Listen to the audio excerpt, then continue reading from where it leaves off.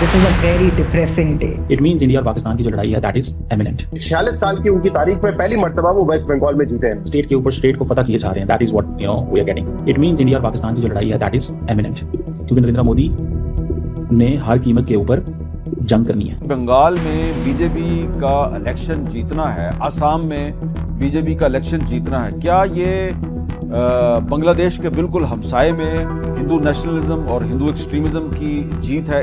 दोस्तों, आपने ये जो वीडियोस देखी, ये बंगाल इलेक्शन के रिजल्ट के बाद पाकिस्तान की मीडिया और सो कॉल्ड इंटेलेक्चुअल्स के रिएक्शन है। लेकिन यहाँ आपके दिमाग में एक सवाल आएगा कि आखिर बीजेपी के बंगाल में जीतने से पाकिस्तानियों को इतना दर्द क्यों हो रहा है। दोस्तों, इसके पीछे एक बड़ी कहानी है। 1971 इंडिया और पाकिस्तान के बीच वॉर चल रहा था। पूरी दुनिया की नजर ईस्ट पाकिस्तान पर थी, जिसे आज हम बांग्लादेश के नाम से जानते हैं। लेकिन कश्मीर के पहाड़ों में एक और डेंजरस बैटलफील्ड था, लीपा वैली। 1971 के वॉर में इंडियन आर्मी ने लीपा वैली में पाकिस्तानी पोजीशंस को तबाह कर दिया था। इंडियन ट्रूप्स ने पूरी लीपा वैली कैप्चर कर ली थी। पाकिस्तान ऑलरेडी ईस्ट पाकिस्तान में कोलैप्स कर रहा था और कश्मीर फ्रंट पर भी प्रेशर में आ गया था। और फिर हुआ पाकिस्तान का historic surrender. 93,000 Pakistani soldiers Indian army के सामने सरेंडर करते हैं। हालांकि शिमला एग्रीमेंट के बाद इंडिया ने लीपा वैली पाकिस्तान को वापस कर दिया। 2016 में उरी अटैक हुआ। पाकिस्तान बेस्ड टेररिस्ट ने इंडियन आर्मी कैंप पर अटैक किया, जिसमें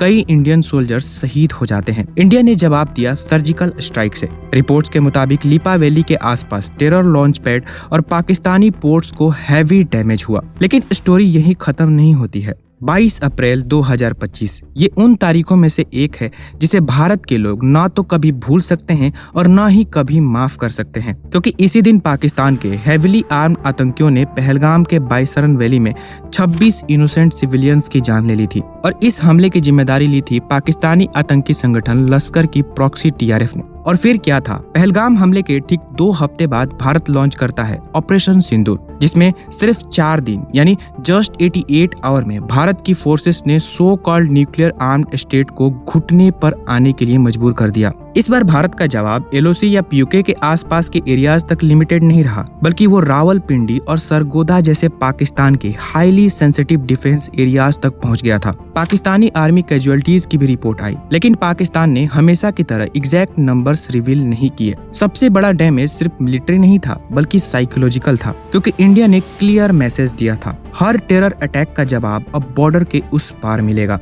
और इसी के बाद पाकिस्तान की तरफ से एग्रेसिव स्टेटमेंट्स आने लगे। पाकिस्तान आर्मी चीफ आसिम मुनीर ने एक पब्लिक वार्निंग दी। उसने इनडायरेक्टली सिग्नल दिया कि अगर कॉन्फ्लिक्ट बढ़ता है तो पाकिस्तान सिर्फ वेस्टर्न बॉर्डर यानी कश्मीर पर फोकस नहीं करेगा, बल्कि इंडिया को ईस्टर्न फ्रंट पर भी प्रेशर फेस करना पड़ सकता है, मतलब बांग्लादेश के एंगल से। इसी वक्त इंडियन इंटेलिजेंस एजेंसीज ने भी वार्निंग इशू की। रिपोर्ट्स आई कि ISI बांग्लादेश में अपनी एक्टिविटीज बढ़ा रहा है। रेडिकल नेटवर्क्स और स्लीपर सेल को एक्टिवेट करने की डिस्कशंस होने लगे। और तब एनालिस्ट ने एक डेंजरस थ्योरी डिस्कस करनी शुरू की। क्या पाकिस्तान इंडिया के against 2 front pressure strategy build कर रहा है, एक तरफ कश्मीर और दूसरी तरफ बांग्लादेश बॉर्डर। उस वक्त इंडिया और बांग्लादेश के बीच भी थोड़े टेंशन्स चल रहे थे। दोस्तों, एक टाइम पे कहा जाता था, what Bengal thinks today India thinks tomorrow. Bengal India का ईस्टर्न गेटवे और देश का सबसे बड़ा पॉलिटिकल बैटलफील्ड है। और अगर किसी को इंडिया की पॉलिटिक्स को समझना है तो बंगाल को समझना बहुत जरूरी है, क्योंकि बंगाल सिर्फ एक स्टेट नहीं है, बल्कि ये मूवमेंट और रेवोल्यूशंस का सेंटर रहा है।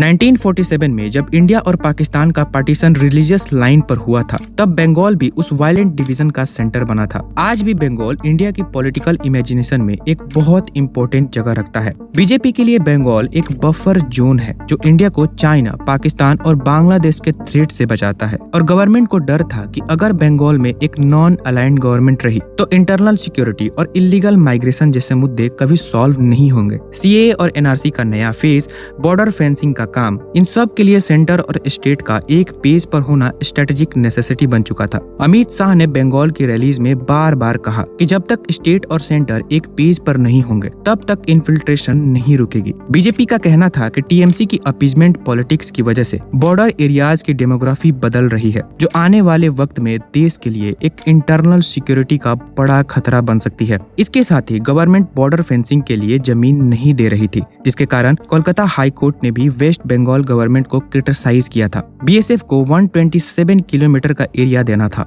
उसमें से सिर्फ 8 किलोमीटर की ही लैंड बीएसएफ को मिली है, जिसकी वजह से बॉर्डर फेंसिंग का काम बहुत धीरे चल रहा है। बंगाल इलेक्शन के बाद इंडिया, बांग्लादेश, पाकिस्तान और चाइना का जियोपॉलिटिकल एंगल और भी ज्यादा इंपॉर्टेंट हो गया है, क्योंकि बांग्लादेश सिर्फ इंडिया का एक नेबरिंग कंट्री नहीं है, बल्कि इंडिया की ईस्टर्न सिक्योरिटी और बॉर्डर स्टेबिलिटी का बहुत बड़ा फैक्टर है। इंडिया और बांग्लादेश के बीच लगभग 4000 किलोमीटर की लंबी बॉर्डर है और इसी वजह से दोनों कंट्रीज के relation directly Bengal, north east और नेशनल सिक्योरिटी को इम्पैक्ट करते हैं। 2024 से ही वेस्ट बंगाल की बॉर्डर पर बांग्लादेश की तरफ से कई एक्टिविटीज हुई हैं, जो इंडिया के लिए ईस्टर्न फ्रंट पर एक बड़ा थ्रेट पैदा कर रही थी। इंडिया पहले से ही अपने वेस्ट साइड पे पाकिस्तान जैसे नेबर को हैंडल कर रहा है और अगर ईस्टर्न साइड पे भी हमारी बॉर्डर सेफ नहीं रही तो ये इंडिया के लिए काफी चैलेंजिंग होगा और इसके लिए इंडिया को बांग्लादेश के साथ स्ट्रॉन्ग डिप्लोमेटिक और इकोनॉमिक रिलेशन मेंटेन करना जरूरी है। और अगर ऐसा नहीं हुआ तो नेचुरली पाकिस्तान और चाइना वहाँ अपना इन्फ्लुएंस बढ़ाने की कोशिश करेंगे और चाइना और पाकिस्तान एग्जैक्टली वही कर भी रहे हैं। सबसे पहले बात करते हैं पाकिस्तान की। दोस्तों, पाकिस्तान भी धीरे धीरे बांग्लादेश के अंदर अपना डिप्लोमेटिक और आइडियोलॉजिकल इन्फ्लुएंस बढ़ाने की कोशिश करता हुआ दिख रहा है। रिसेंट के रिपोर्ट्स में बांग्लादेश के कुछ सीनियर ऑफिसर्स पाकिस्तान में ट्रेनिंग प्रोग्राम के लिए भेजे गए हैं और इंटरेस्टिंग बात यह है कि 1970s के बाद से पहली बार इतने सीनियर बांग्लादेशी ब्यूरोक्रेट पाकिस्तान में ऑफिशियल स्ट्रक्चर ट्रेनिंग के लिए गए हैं। इसके साथ ही दोस्तों, पाकिस्तान के पास न्यूक्लियर वेपन्स होने का फायदा है कि लगभग हर मुस्लिम कंट्री उससे अपना रिलेशन मेंटेन करना चाहता है और बांग्लादेश भी उसी में शामिल है। बांग्लादेश और पाकिस्तान के बीच डिफेंस पैक्ट्स भी साइन होने की बातें चल रही थी, लेकिन कंसर्न सिर्फ पाकिस्तान के साथ नॉर्मल रिलेशन का नहीं है, बल्कि उन एंटी इंडिया एलिमेंट्स का है जो बांग्लादेश के अंदर इंडिया और बांग्लादेश के टाइज को वीक करना चाहते हैं। बांग्लादेश आर्मी ने कुछ महीने पहले Pakistani small range ballistic missile को इवेलुएट करना शुरू किया था, जिससे स्ट्रेटेजिक सर्कल्स में कंसर्न बढ़ गया। साथ ही बांग्लादेश के फाइटर जेट्स और डिफेंस मॉडर्नाइजेशन प्लान को क्लोजली मॉनिटर किया जा रहा है। अगर बांग्लादेश पाकिस्तान से मिसाइल सिस्टम परचेज करता है तो उसकी रेंज थ्योरेटिकली इंडिया के नॉर्थ ईस्ट और वेस्ट बंगाल तक इम्पैक्ट क्रिएट कर सकती है। पाकिस्तान और चाइना दोनों ट्रेडिशनली इंडिया के स्ट्रेटेजिक राइवल्स माने जाते हैं और अगर बांग्लादेश धीरे धीरे उनके और क्लोज होता है तो उसका इम्पैक्ट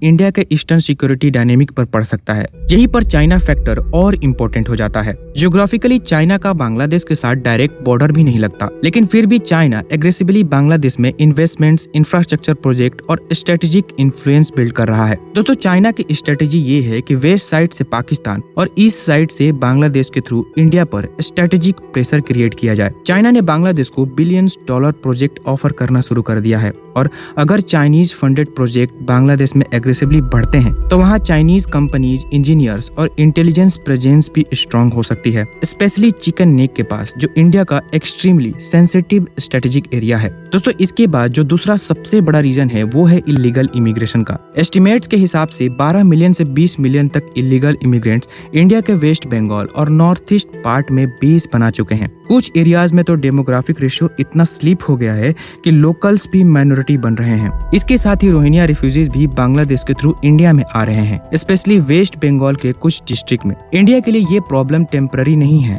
बल्कि लॉन्ग टर्म चैलेंज है। दोस्तों, इससे आप समझ सकते हैं कि ये इशू कितना बड़ा है। बंगाल की बॉर्डर पर एक ऐसी गवर्नमेंट का होना जो सेंटर के साथ सिंक में न हो, इंडिया के लिए एक सिक्योरिटी नाइटमेयर बन सकता है। इसलिए बंगाल में एक अलाइंड गवर्नमेंट का होना इसलिए भी जरूरी था ताकि बॉर्डर सिक्योरिटी और इंटरनल सर्विलेंस पर दिल्ली का सीधा कंट्रोल या कोऑर्डिनेशन रहे। दोस्तों, बंगाल बीजेपी जीत तो गई, लेकिन यहाँ बीजेपी के लिए चैलेंजेस भी बहुत सारे हैं। सबसे पहले बांग्लादेश बॉर्डर पर सीरियसली फोकस करना होगा, तभी इलीगल इमिग्रेशन को इफेक्टिवली कंट्रोल किया जा सकता है। कंसर्न सिर्फ आज का नहीं है, फ्यूचर का भी है। बांग्लादेश की पॉपुलेशन अभी भी काफी फास्ट ग्रो कर रही है, लेकिन इकोनॉमी उस स्पीड से ग्रो नहीं कर रही है। आने वाले डेकेड्स में क्लाइमेट चेंज एक और बड़ा फैक्टर बन सकता है। हीट वेव्स बढ़ेंगी, वाटर का इशू सीरियस होगा, रिवर्स पर प्रेशर बढ़ेगा और ग्लोबल वार्मिंग की वजह से बांग्लादेश के कोस्टल एरियाज भी इम्पैक्ट हो सकते हैं। अगर ऐसी कंडीशंस क्रिएट होती हैं तो नेचुरली माइग्रेशन प्रेशर और इंक्रीज हो सकता है। इसलिए एक्सपर्ट्स का मानना है कि इंडिया और बांग्लादेश को कन्फ्रंटेशन नहीं बल्कि कोऑपरेशन चूज करना होगा। बॉर्डर सिक्योरिटी, इलीगल इमिग्रेशन और तीस्ता जैसे डिस्प्यूट को डिप्लोमेसी और लॉन्ग टर्म एग्रीमेंट के थ्रू सॉल्व करना होगा, क्योंकि अगर इंडिया और बांग्लादेश के रिलेशन वीक होते हैं तो सबसे बड़ा स्ट्रेटेजिक एडवांटेज चाइना और पाकिस्तान को मिल सकता है।